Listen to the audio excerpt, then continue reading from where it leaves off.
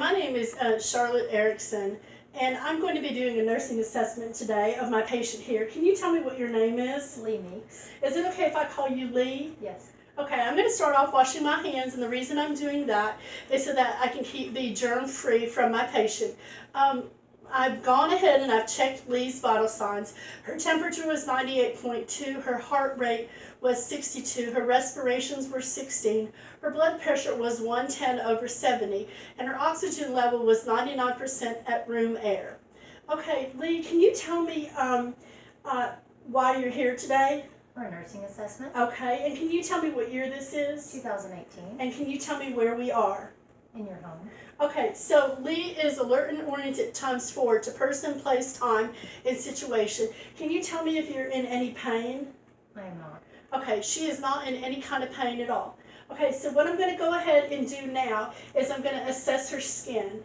And the first thing I'm going to do is I'm just going to go ahead and palpate her skin and see how you can see any kind of lesions or bruises. And if you note right here, she's got several bruises. She is on blood thinners, and she had a feisty little dog of hers just try to play with her. So I look at the rest of her skin. She does have a bruise down there on the back side. I don't see any kind of tattoos or any kind of lesions, and it feels nice and warm. Her skin is the color pale.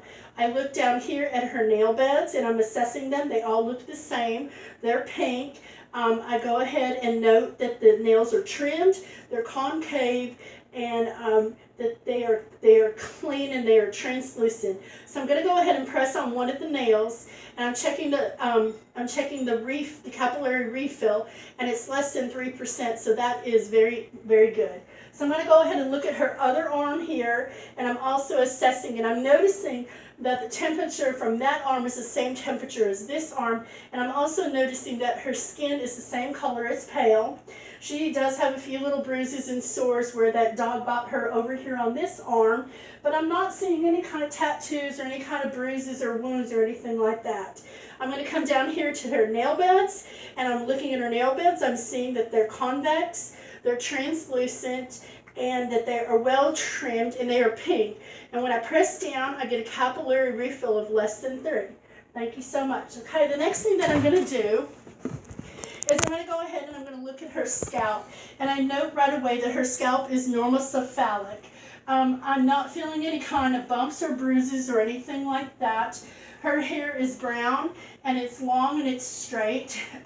Her scalp is moist, and I'm not seeing any kind of parasites or anything like that with her hair. Okay, I'm going to come down here, and I'm going to start off, and I'm going to look at her face, and I'm going to notice that her nose is symmetrical going right down. I see that her eyes are in the upper 1/3 part of her face, and her mouth is in the lower 1/3 part of her face. I'm going to go ahead, and I notice that her eyelashes and her eyebrows are also symmetrical. They are both brown, and none of them are missing. So I'm going to go ahead and test her pupils to see if they're reactive. So I'm going to go ahead and make it a little bit dark right here, and I'm going to flash this light into her eye. There we go. Okay, and it reacts to 3, and then I'm going to go over here and do the same exact thing.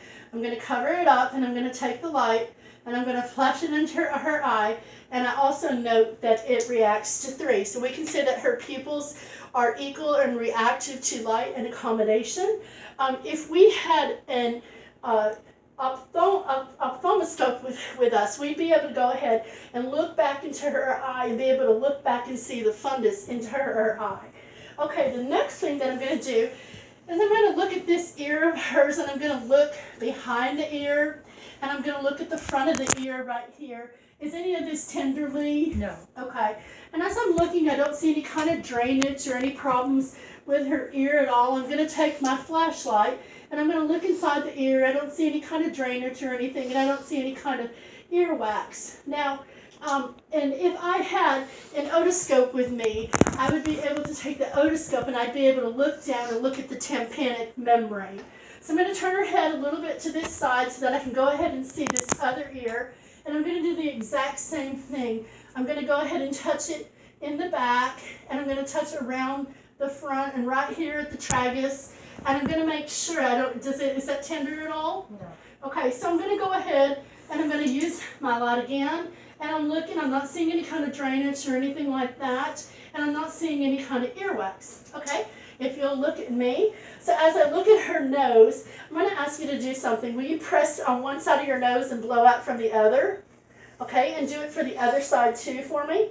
All right, very good. So that lets me know that her nose is also symmetrical. And if you'll look up just a little bit, I'm going to go ahead and I'm going to look into her nose. I'm not seeing any kind of mucus up there, any drainage. And I can also tell that there's no deviation to the septum, okay? Now what I'm going to do is I'm going to go ahead and assess up here, and I'm going to press down here and see if you've got any kind of problems with your sinus. Does that hurt at all? No. Okay, and I'm going to press right here also for your maxillary glands. Does that hurt at all? No. Okay, I'm going to palpate this. Does that hurt at all? No. Okay, and I'm going to palpate this. Does that hurt at all? No. Okay, what I need you to do is open up your mouth for me. Okay, I'm going to look inside her mouth, and I'm going to note that her mouth is pink inside, and she has, it's moist. She's got white teeth, and she has all of her teeth. Can you go ahead and stick out your tongue for me? Okay, all right, go ahead. And we can look at her tongue, we can see that it's pink, and it's rough, and if you raise your tongue up for me, you can see it's glistening with veins back there. Okay, put your tongue down for me, please.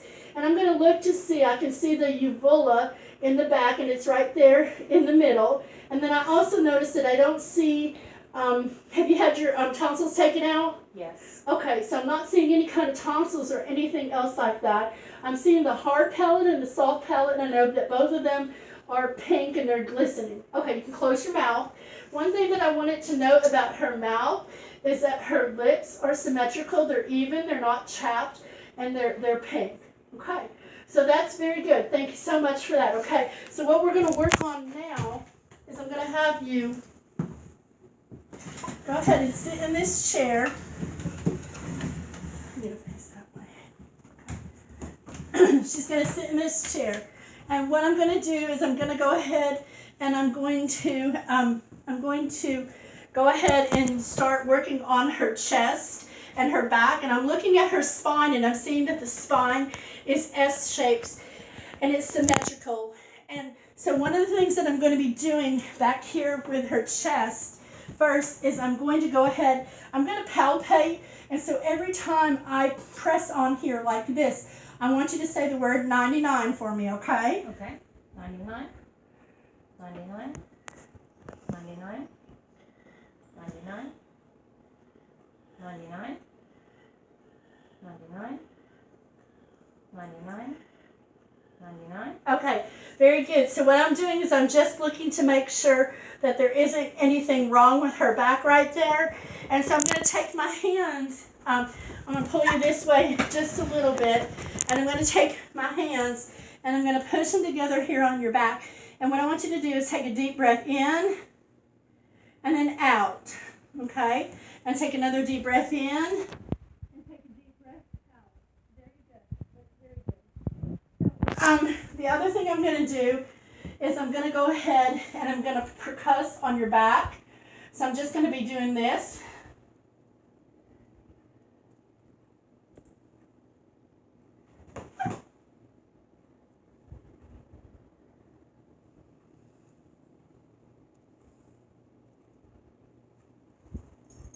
All right, very good. And the last thing I'm going to do is I'm going to go ahead and listen to you breathe back here. So if you'll go ahead and take deep breaths in and out for me, I appreciate it. All right, go right ahead.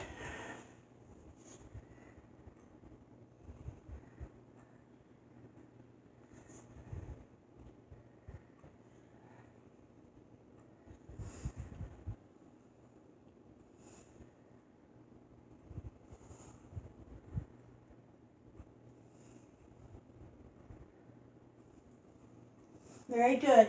And I'm going to go listen on the sides. Okay, I'm going to listen on the sides. Very good.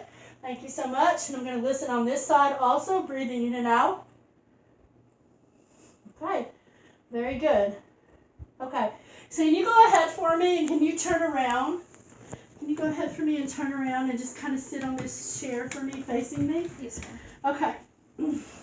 So, one of the things that I'm going to go ahead and do is I'm going to listen to your carotid artery. But first, what I'm going to do is I'm going to palpate right here, your carotid artery first. Okay. And then I'm going to go ahead and take my stethoscope, and I'm going to place it right here.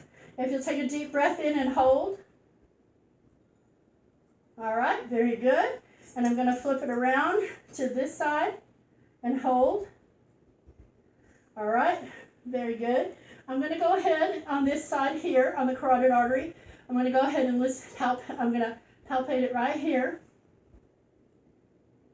And I'm going to go ahead and take my stethoscope. Okay. And I'm going to put it right here. And hold it. Very good. And let go. And I'm going to turn it around to the bell. And if you'll go ahead and hold it. Okay. That's great. So that we can say that the carotid arteries are strong and that we don't hear any kind of bruise with the carotid arteries at all. So I'm going to turn you this way just a little bit so I can go ahead and look at your glands here. And you've got, right here, we've got preauricular, and we got postauricular, and we got occipital, and we got gugodistyle, we've got posterior, and we've got superior, and we've got supraventricular, and then up here we've got the mandible, and we've got the supramandibular, and they all feel normal, the nodes right there, okay? So as you're sitting here, I'm going to go ahead, and I'm going to just assess your chest here for you right now, and I'm just going to go ahead and watch the rise of your chest. And the one thing that I notice about your skin is that whether you're looking at the back of her neck or you're looking at her face, that her skin, the temperature is all about the same, and the skin is also the same color. It's kind of a pale color, okay?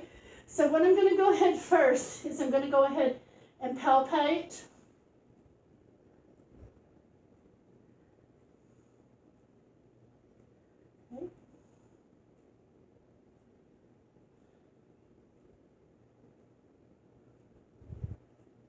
Okay, so I'm going to go ahead and get my stethoscope right here. Hold on. First, I'm going to go ahead and percuss. So I'm going to tap right here.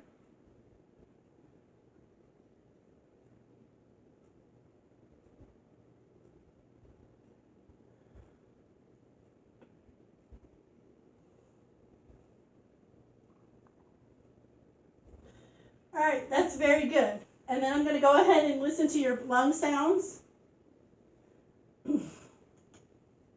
And if you'll take a deep breath in and out for me. Very good.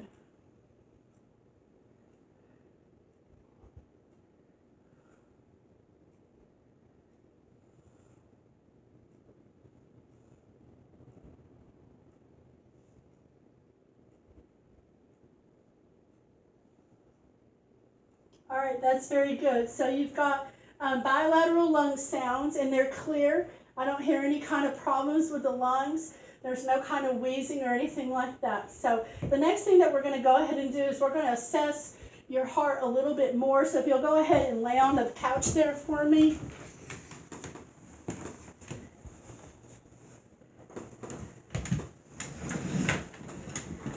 Okay, and what we're going to do is we're going to be looking at the landmarks of the heart right here. So the first thing that we're going to talk about is right here where the heart is. You've got the landmarks. You've got your aortic landmark, which starts right here, and it's at the second intercostal space, which is on the right sternal border. And then over here you've got your pulmonic, which is on the left. It's on the second left intercostal space, and it is along the left sternal border. Underneath it, on the third intercostal space, is what you have, which is called your EBS. And over here in the fifth intercostal space, on the right sternal border, you have what is called the tricuspid. And then over here, you have the apex of the heart right about here. And then over here along this mediastinal line, you have what is called your mitral your mitral landmark, okay? And that is the fifth intercostal space there. So I'm going to go ahead and get my stethoscope, and I'm going to go ahead and I'm going to palpate where the apical pulse, and then I'm going to go ahead and get my stethoscope, and I'm going to assess it. Okay. And I went ahead and I listened to her apical pulse, and it's strong. I don't hear any kind of bruise. And the apical pulse was about 70, okay? So then we're going to go from working on the apical pulse, we're going to go a little bit farther on down the line, okay? And we're going to go ahead and we're going to focus on her abdomen. We're going to look at the abdomen. I'm going to pull your stomach up a little bit. Is that okay? Sure. Okay, so the first thing I'm going to do is I'm just going to go ahead and inspect, and I'm going to notice that it's pale. I don't see any kind of bumps or lumps or anything like that. I'm palpating it. Her umbilicus is right about here. She doesn't have any kind of inflammation or any kind of hernia at all. We come lower down to her abdomen, and we note that she's got 4 quadrants here that are kind of divided off. And so when we listen to the 4 different quadrants, we can go ahead and we can hear her bowel sounds, okay? So I'm going to start in the right lower quadrant, and I'm going to listen to her bowel sounds.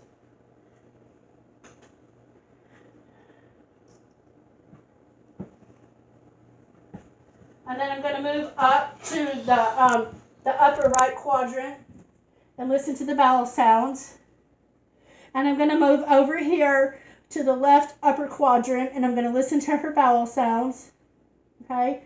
And I'm going to listen to the lower left quadrant. And I have heard bowel sounds in all 4 quadrants, and I can say that they are active bowel sounds, okay? When you listen to the different quadrants, some of the things that you can find is in the left lower, you can find the cecum, and you can also find the left ovary.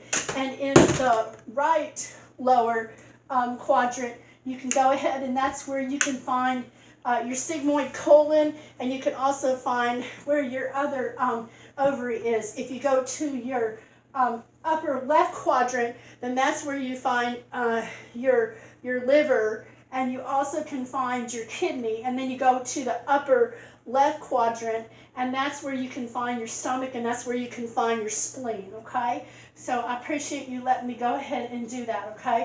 The next thing that I'm going to do is I'm going to go ahead and assess her pulses. So if you can let me have your wrist right here. So I'm going to assess her pulses bilaterally. So the first thing I'm going to do is I'm going to assess the radial pulses, okay? And they're good and they're strong. And then I'm going to go ahead and I'm going to assess the brachial pulses, and they're very good and they're strong. And then I'm going to come down here to where she has right underneath her knees. It's called the popliteal tibial pulses, and I can assess right there. And then I'm going to go down here to her feet where she's got the dorsal pedal pulses, okay? And those are the pulses. And I can tell you that all of her pulses are equal and they're symmetrical, and you're able to hear them. I don't hear any problems or complications. I'm going to start here at the knee, and I'm going to palpate down her leg, and I'm assessing to see if there's any kind of edema. And there's not any kind of edema, and it feels nice and warm. Both the colors are pale. And then I'm coming over here, and I'm assessing also, and I'm finding out that there's no edema there. And again, it's the color is normal, okay? So there's no edema there. And then I'm coming up here to her toenails, and I'm looking at this toenail first, and I'm checking for capillary refills, and I've got less than 3 on that toe. And then I check the capillary refill on that toe, and I'm getting less than 3. So Lee, I want to thank you so much for letting me do this assessment on to you today. Thank you so much. Thank you so much. All right, bye-bye.